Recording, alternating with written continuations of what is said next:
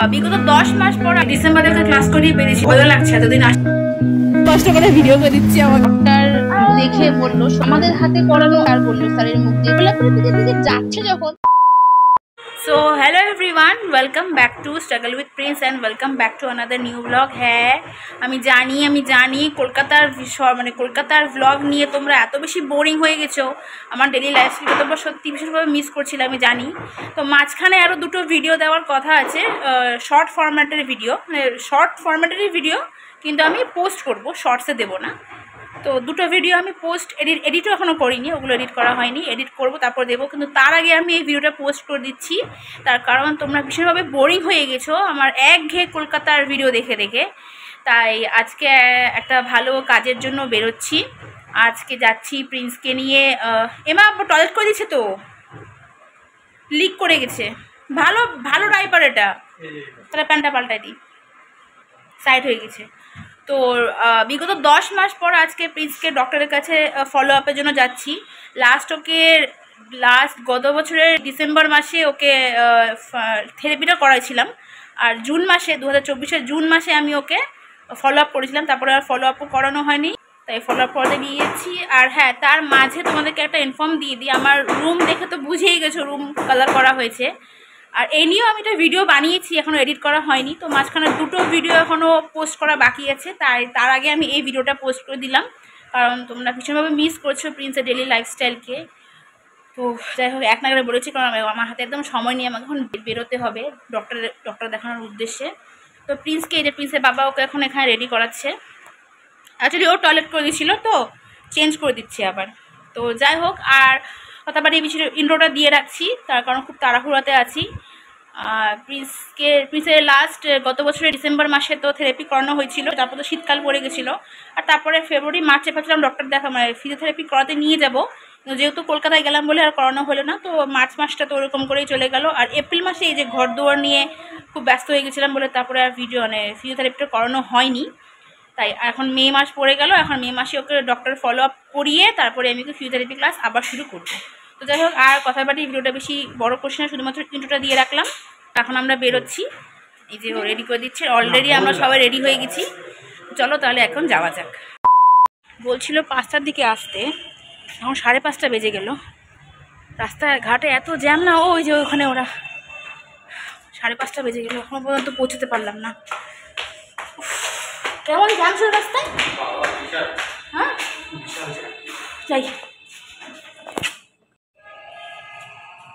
আসছে। দাঁড়াও, থামিনি, আমার টাইম নেই গো।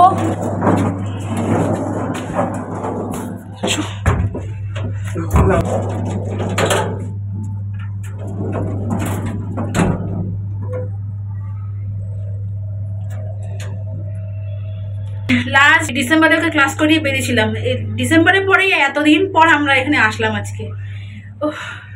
ভালো লাগছে, এতদিন আসিনি, কি যে বলবো। আচ্ছা চলে।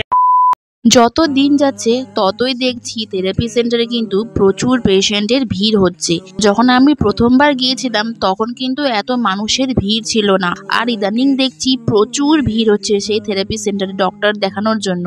মানে আজকাল বাচ্চাদের নিয়ে এত সমস্যায় ভুগছে না মা বাবারা, কি আর বলবো। টাইম দিয়েছিল বিকেল 5টা, কিন্তু ওই যে প্রচুর ভিড় ছিল, তাই অনেকক্ষণ অপেক্ষা করার পর 6:15 নাগাদ আমাদের নাম ডাকলো, আর তারপর আমরা ডক্টর ভিজিট করলাম। দেখো কত খুশি লাগছে জানো, তা বলো। স্যার অনেক ভালো ভালো কথা বললো আজকে, সত্যি খুব আনন্দ লাগলো। ঈশ্বর আছে, আমাদের প্রভু আছে, যা হয় ভালোর জন্য হয়। আমি তো এখন একটু যাব বাজারে, স্মার্ট বাজার যাব মাসের জিনিসগুলো করতে। আমি বাড়ি গিয়ে তোমাদেরকে কি বলবো, হ্যাঁ ডক্টর কি বললো না বললো, ঠিক আছে। যা গরম পড়ছে না এখন। কটা বাজে গো এখন?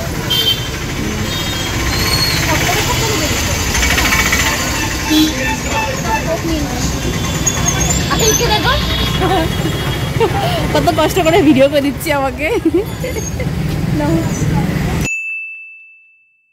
তো এটা তো পরদিনকার ভিডিও। কালকে ডক্টর দেখাতে গেছিলাম। আজকে একটা প্রিন্সের পার্সেল আসলো, মানে প্রিন্সের তো না, আমার পার্সেল আসলো। প্রিন্সের জন্য নিচ্ছি। আমি ঘরে যাই, ঘরে গিয়ে দেখাচ্ছি তোমাদেরকে। আসলে ব্যাপারটা হয়েছে, কালকে আমি রিলায়েন্স মার্ট থেকে যখন গ্রসারিগুলো করলাম, তারপরে না অনেক রাত হয়ে গেছিলো, বাড়ি আস্তে আস্তে প্রায় 9:30টার মতো বেজে গেছিলো। তাই আর ভিডিও কিছু করিনি, আর সেখানেও কিছু ভিডিও করিনি। বিশেষ বাড়িতে রেখে আমি মাসের খাবারগুলো করতে গেছিলাম, মানে মাসের গ্রসারিগুলো করতে গেছিলাম। এখন আমি প্রিন্সকে ভাত খাবো বললাম, সকালে ব্রেকফাস্ট খাওয়াবো। সকালবেলা প্রিন্সের বাবা বেরিয়ে গেছে, সব কিছু কাজ বাজ কমপ্লিট হয়ে গেছে আমার। ভাপাচ্ছি, ওকে খাইয়ে নেওয়ার পরে আমি আসছি তোমাদের সামনে। তো ওকে খাওয়া দাওয়া কমপ্লিট হয়ে গেলো, সকালে ব্রেকফাস্টটা ওকে সারিয়ে দিলাম। এখন ও আমার কোলে আছে, আমি এখন বাজার যাব একটু পরে। কিন্তু তার আগে তোমাদের সাথে আমি কিছু কথা বলতে আসলাম এখন। সবার ফার্স্টে তোমাদেরকে বলি যে ওর পার্সেলটা যে কী আসলো সেটা তোমাদের সামনেই এখন শেয়ার করি, ঠিক আছে? আমি তো মিশোর থেকেই অর্ডার করেছিলাম, এখনই খুলছি তোমাদের সামনে। এটা এখন খুব প্রয়োজন, গরমকাল তো পড়েই গেছে, কিন্তু আমাদের এখানে না কালকে আজকে সকালে খুব বৃষ্টি পড়েছিল, মানে কালবৈশাখী ঝড়ের মতন বৃষ্টি হয়েছিল।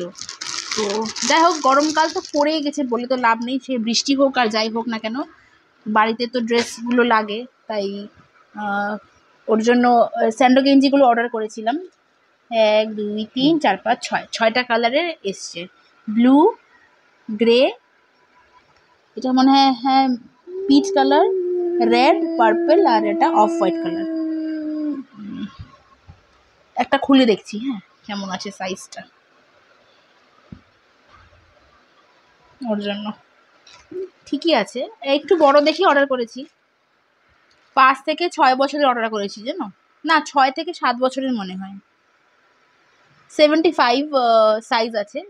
যাই হোক, তো এটা আমি ওকে স্নান করিয়ে কালকে পরাবো ভাবছি। আজকে আর স্নান করাবো না, কারণ খুব ঠান্ডা ওয়েদার আছে আমাদের এখানে, এই জন্য থাক এটা। আর এটা তো গেলই ফার্স্ট। আর সেকেন্ডলি হচ্ছে যে কালকে ডক্টর আমাদেরকে কি বললো, এক সেকেন্ড আমি প্রেসক্রিপশনটা তোমাদের সামনে একটু আনি। হ্যাঁ, প্রেসক্রিপশনটা আনলাম তোমাদের সামনে। কালকে 5 তারিখ ডক্টর দেখিয়েছিলাম, পুরোনো প্রেসক্রিপশনে আমাদেরকে লিখে দিল, কারণ যেহেতু ফলো আপ ছিল। তো সবার ফার্স্টে তো এই প্রেসক্রিপশনটা ছিল, যেটা ফুল হয়ে গিয়েছে লিখে লিখে। আর লাস্ট যখন দেখিয়েছিলাম 6 তারিখে 6/9/2000, সরি 6 তারিখ না 21 তারিখে দেখিয়েছিলাম, 21/6/2024 দেখিয়েছিলাম। তো এই প্রেসক্রিপশনটা দিয়েছিল, আর তার পেছনে কালকে আমাদেরকে লিখে দিল। নিউ প্রেসক্রিপশন আর করেনি। তো ডক্টর দেখে বলল সত্যি ওজন হচ্ছে ওর 15 কিলো 400, আর হেড সেন্টিমিটার হলো 45 সেন্টিমিটার। এটা ওনারা মাপে, কারণ তাহলে বোঝা যায় যে মাথা বড় না মাথা বয়স অনুযায়ী ঠিক আছে। প্রথমে যখন মানে মাপা হয়েছিল, তো 4/3/2023 করা হয়েছিল, তখন ওর হেড সেন্টিমিটার ছিল 44। তারপরে হয়েছিল, তারপর ওটা মাপা হয়নি না, তারপরে হয়েছিল 46, মাথা বেরিয়ে গিয়েছিল, আর এখন হয়ে গেছে 45। আই থিঙ্ক এটা মনে হয় বয়স অনুযায়ী ডেভেলপমেন্টের দিকেই যাচ্ছে হয়তো। আর ওষুধ মেডিসিন ওর একটা ডোজ বাড়লো, ব্যাকলফ যে ডোজটা আছে, হ্যাঁ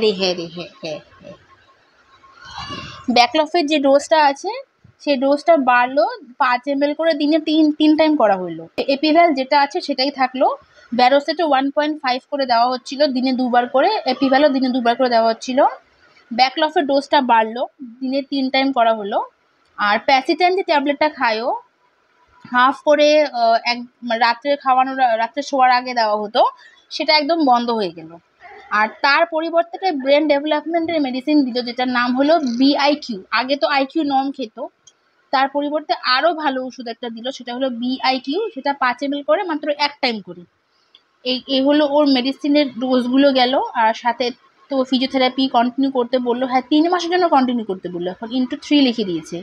EIT সপ্তাহে 2টো করে ×3, মানে 3 মাসের জন্য। 3 মাস পর আবার হয়তো ফলো আপ করতে হবে। আর সিটিং ডক্টর দেখে বললো যে ওর সিটিং ক্যাপাসিটিটা কত দূর এগোলো। তখন আমি বললাম যে হ্যাঁ স্যার, ও তো এখন ভালোই বসতে পারে, মানে সাপোর্ট দিয়ে বসতে পারে। ওকে যদি হাতে বেল্ট দেওয়া হয় তাহলে ও মোটামুটি ভালোই অনেকক্ষণ সাপোর্ট দিয়ে 1-2 সেকেন্ড বসতে পারে। এই জিনিসটা কমেনি, লালাট পড়াটা কমেনি, এটার জন্য থেরাপি করতে হবে। আমি তো পড়াই ঠিকই, কিন্তু মানে আমাদের হাতে করানো আর ডক্টরদের হাতে, ফিজিওথেরাপিস্টদের হাতে করানো তো একই নয় না। তো ওর জন্য লিখেছে যে হ্যাঁ সিটিং ক্যাপাসিটিটা অনেকটা ভালো হয়েছে। নেক কন্ট্রোলও অনেকটা ভালো হয়েছে। আর সবার শেষে ডক্টরকে বললাম, স্যার ওর কি তাহলে ডেভেলপমেন্ট হচ্ছে? তখন বললো যে হ্যাঁ, দেখে ভালোই লাগছে, আগে থেকে বেশ ভালো ডেভেলপমেন্ট হয়েছে, ভালো লাগলো দেখে এটা। স্যার বললো, স্যারের মুখ দিয়ে কথাটা যখন শুনলাম না, সত্যি মনকে অনেকটা শান্তি মনে হলো যে না, ওর ডেভেলপমেন্টটা হচ্ছে, আমি যে কষ্টটা করছি সেটা সাকসেসফুলি হচ্ছে। আর বললাম যে স্যার তাহলে ওর ডেভেলপমেন্ট হচ্ছে তো বুঝলাম, কিন্তু খুবই স্লো রিকভার হচ্ছে। তো বললো হ্যাঁ, স্লো রিকভার তো হবেই, ওদের তো ভীষণই স্লো রিকভারি মানে নিয়মই আছে ওদের স্লো রিকভারির জন্য। তো বললো এটা আস্তে আস্তে যখন ডেভেলপমেন্টের দিকে যাচ্ছে যখন, তাহলে একদিনও ঠিকই সুস্থ হবে, এই আশ্বাসটা দিল ডক্টর। আর তার সাথে তো ওকে যে কলকাতা দেখাতে নিয়ে গেছিলাম পিনিউমোলজিস্টকে, তো প্রেসক্রিপশনটা দেখালাম, ওই ডক্টরের প্রেসক্রিপশনটা দেখালাম, তো বললো যে ঠিকই আছে, এগুলো কন্টিনিউ করলে কোনো অসুবিধে নেই। আর ভ্যাকসিনটা দিয়ে দিতে বললো, পারলে ভ্যাকসিনটা দিয়ে দিতে। ভ্যাকসিনটা দেওয়া হয়নি, ভ্যাকসিনটা দিতে যাওয়ার আগেই তো আমরা পিনিউমোলজিস্টের কাছে দেখালাম। ভাবছি এখন থাক কয়েকদিন, শীতকালটা আসুক তখন ভাবছি ওকে ভ্যাকসিনেশনটা দিয়ে দিব, দেখি কি হয়। আর এই সপ্তাহে না হলেও পরের সপ্তাহে থেকে আমি আবার থেরাপিও শুরু করছি।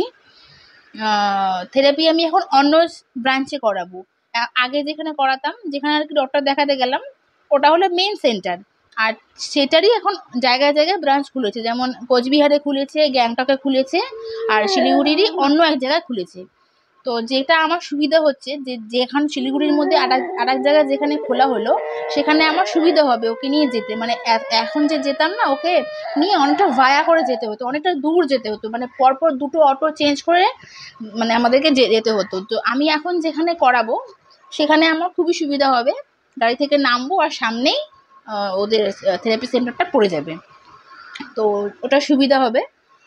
পরের সপ্তাহে থেকেই ভাবছি ওর থেরাপি ক্লাসটা আবার শুরু করে দিই, কারণ অনেক দিন বাদ পড়ে গেছিলো, বাড়িতে যতটুকু করে করাচ্ছিলাম। আমার কথা শুনছিস না তুই? কথা শুনছিস তুই? হ্যাঁ, তোর ব্যাপারেই কথা বলছি তো, তাই না? তোর ব্যাপারে কথা বলছি না, তোর ব্যাপারে কথা বলছি তো। হ্যাঁ, তো এই ছিল আপডেট দিলাম তোমাদেরকে। আমি জানি আমার ডেলি লাইফস্টাইল ব্লগকে তোমরা ভীষণভাবে মিস করছো। সবার ভিডিও শুরুতে তোমাদেরকে বললাম যে আমি সরি, আমারই ভুল হয়েছে, আমি তোমাদেরকে ঠিক মতন আপডেট দিতে পারছিলাম না। আর ভিডিওগুলো এডিট করতে গিয়েও আমার খুব অসুবিধা হচ্ছিল, মানে এডিট করতে ইচ্ছা করছিল না, এত ভিডিও হয়ে গেছিলো না, ওর জন্য মানে কোনটা ছেড়ে সব জগা খিচুড়ি হয়ে গেছিলো আর কি, ভিডিওগুলো মানে এক জায়গায় হয়ে গেছিলো বলে আমার এডিট করতে খুব অসুবিধা হচ্ছিলো। যাই হোক, কলকাতার ভিডিওটা এখন শেষ হয়ে গেছে, আর এর আগের যে দুটো ভিডিও আছে সে দুটো ভিডিও আমি এর মধ্যেই আপলোড করে দেওয়ার চেষ্টা করব। তার আগে আমি এই ভিডিওটা দিয়ে দিই, কারণ তোমরা প্রিন্সকে নিয়ে অনেকেই বলছো প্রিন্স কেমন আছে, প্রিন্সের কোনো খবর পাচ্ছি না, কোনো আপডেট পাচ্ছি না, কমেন্ট করছো, মেসেঞ্জারে মেসেজ করে বলছো, ইনস্টাগ্রাম মেসেজ করে বলছো, তার জন্যই বললাম। সত্যি কথা বলতে খুব খুশি লাগছে যে হ্যাঁ, ওর ডেভেলপমেন্ট হচ্ছে, ওর রিকভারি হচ্ছে, এটাই আমাদের কাছে অনেক। সত্যি আমি প্রার্থনা করতেই থাকি প্রভুকে যে হ্যাঁ প্রভু, তোমার নামে ও সুস্থ হবে, তোমার নামে ও চাঙ্গাই পাবে, তুমি আছো ওকে সুস্থ করে দেওয়ার জন্য। আর সত্যি আমি সেই ফলটা এখন ধীরে ধীরে পাচ্ছি। Thank you God, thank you so much, মন থেকে বলছি, দিল থেকে, হৃদয় থেকে তোমাকে আমি থ্যাংক ইউ জানাই। আমি জানি তো ঈশ্বর ছাড়া কেউ নেই ওকে সুস্থ করে দেওয়ার, আমরা তো শুধু সাহারা, আমরা তো শুধু সাহায্য করি ওকে সুস্থ করার জন্য, কিন্তু একমাত্র উপরবেলাই পারে, উপরবেলা চাইলেই সুস্থ করে দিতে পারবে নিমেষে, এটুকু আমি বিশ্বাস করি। তোমরা হয়তো বিশ্বাস করো, আর তোমাদের প্রার্থনার জোর তো আছে, মেন হলো প্রার্থনা, প্রার্থনার জোরে যেন সব কিছু হয়। প্রার্থনা যদি করো, প্রার্থনাতেই মানুষ সুস্থ হয়, বিশ্বাস আমার এটা। যাই হোক, আর কথা বাড়ি ভিডিওটা বেশি বড় করছি না, ভিডিওটা আজকের মতন এখানে এন্ড করে দিচ্ছি। দেখা হচ্ছে অন্য কোনো নেক্সট ভিডিওতে। দেখা তো হচ্ছে বলি, কিন্তু দেখি কি হয়। যাই হোক, দেখা হচ্ছে অন্য কোনো নেক্সট ভিডিওতে। ততদিন পর্যন্ত তোমরা ভালো থেকো, সুস্থ থেকো, এভাবেই আমাদেরকে সাপোর্ট করতে থাকো, প্লিজ আমাদেরকে ভুলে যেও না, ঠিক আছে? এটুকুই তোমাদেরকে বললাম। তো চলো, আজকের মতো ভিডিওটা এখানে এন্ড করে দিচ্ছি। দেখা হচ্ছে অন্য কোনো নেক্সট ভিডিওতে। ততদিন পর্যন্ত তোমরা ভালো থেকো, সুস্থ থেকো, অ্যান্ড টাটা।